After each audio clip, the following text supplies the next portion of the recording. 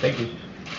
Thanks, Karine. Why are the U.S. and Israelis meeting virtually today instead of having that in-person meeting on Rafah? So, as you know, I can confirm that there is a virtual meeting happening today with both U.S. Israeli officials to discuss Rafah, the situation in Rafah, and obviously the next steps that we have been hearing that the Israeli government wants to take.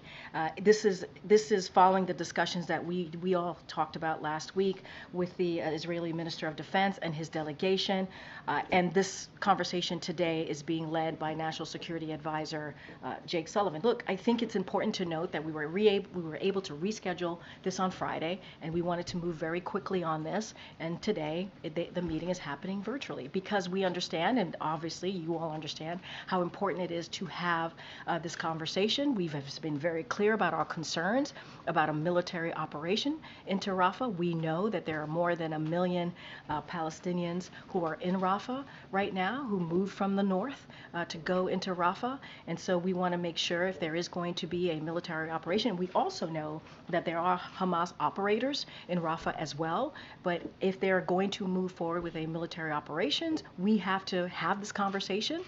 We have to understand how they're going to move forward. And I'll say one more thing. When Jake Sullivan was here at the podium, not too long ago, he believed and he said there are alternative ways of doing this, alternative ways of going after Hamas.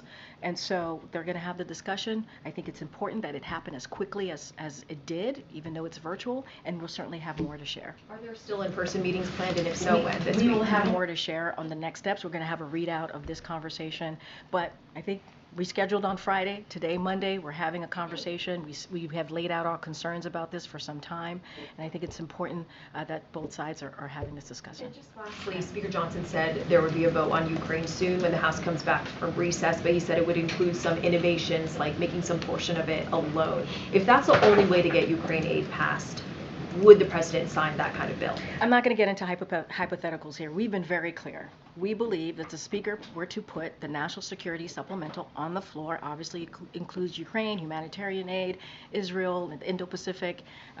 We believe, and it is fact, that it would get majority bipartisan support on the floor in the House. We saw 70 to 29. It passed out of the Senate. Bipartisan support, overwhelming bipartisan support. We believe it would get overwhelming bipartisan support if he would put it on the floor. That's all he needs to do. And so that's what we believe the Speaker, how it should be moved forward. I'm just not going to get into hypotheticals. Go ahead.